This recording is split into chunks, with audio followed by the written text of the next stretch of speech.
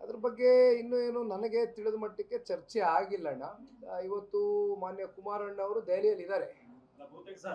ಬೆಳಗ್ಗೆ 11 ಗಂಟೆಗೆ ಈಗ ಆಲ್ರೆಡಿ ಮೀಟಿಂಗ್ ಪ್ರಾರಂಭ ಆಗಿದೆ. ಮಧ್ಯಾಹ್ನ 2 ಗಂಟೆಗೆ ಮುಕ್ತಾಯ ಆಗ್ಬೋದು. ಯಾವುದೇ ರೀತಿ ಕುಮಾರಣ್ಣ ಅವರು ಚುನಾವಣೆಗಿಂತ ಮುಂಚಿತವಾಗಲಿ ಚುನಾವಣೆ ಆದ ನಂತರ ಆಗಲಿ ಡಿಮ್ಯಾಂಡ್ಗಳು ಇಡ್ತಕ್ಕಂಥ ಒಬ್ಬ ನಾಯಕರಲ್ಲ.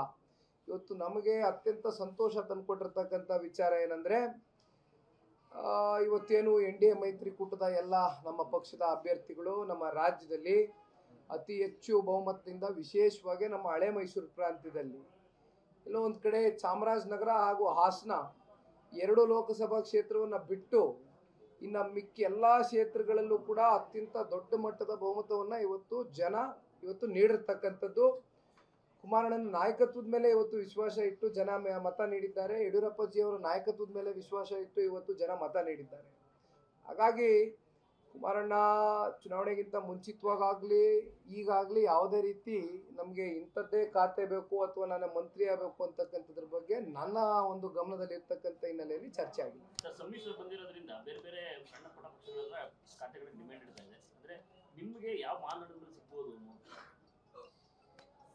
ಮಾನದಂಡ ಇವತ್ತು ಕುಮಾರಣ್ಣ ಅವರು ಈ ಬಾರಿ 2 ಬಾರಿ ರಾಜ್ಯದ ಮುಖ್ಯಮಂತ್ರಿಗಳಾಗಿದ್ದಾರೆ. ಅವರದಾದಂಥ ಸೇವೆಯನ್ನು ಸಲ್ಲಿಸಿದ್ದಾರೆ ರಾಜ್ಯಕ್ಕೆ. ಬಹುಶಃ ಅವ್ರಿಗೆ ಇರ್ತಕ್ಕಂಥ ಒಂದು ವಿಷನ್ ಏನಿದೆ. ಆಮೇಲೆ 3 ಸಲ ಲೋಕಸಭಾ ಸದಸ್ಯರಾಗಿರ್ತಕ್ಕಂಥದ್ದು, ರಮೇಶ್ ಅಣ್ಣ ಅವರು ಹೇಳಿದಂಗೆ 3 ಸಲ ಲೋಕಸಭಾ ಸದಸ್ಯರಾಗಿದ್ದಾರೆ. ಅವರ ಒಂದು ಸೀನಿಯಾರಿಟಿ ಬೇಸಿಸ್ ಮೇಲೆ ಇವತ್ತು ಕೇಂದ್ರದ ನಾಯಕರುಗಳು ಅವ್ರ ನಾಯಕತ್ವವನ್ನು ಗುರುತಿಸ್ತಾರೆ ಅಂತಕ್ಕಂಥದ್ದು ಕಾರ್ಯಕರ್ತರ ಒಂದು ಅಭಿಲಾಷೆ.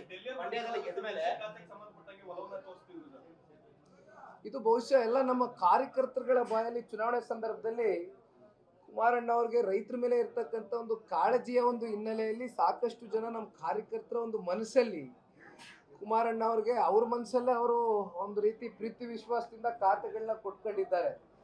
ಹಾಗಾಗಿ ಬಹುಶಃ ಇದಕ್ಕೆಲ್ಲ ಅತಿ ಶೀಘ್ರದಲ್ಲೇ ಕೇಂದ್ರದ ನಾಯಕರುಗಳು ತೆರೆ ಎಳೀತಾರೆ.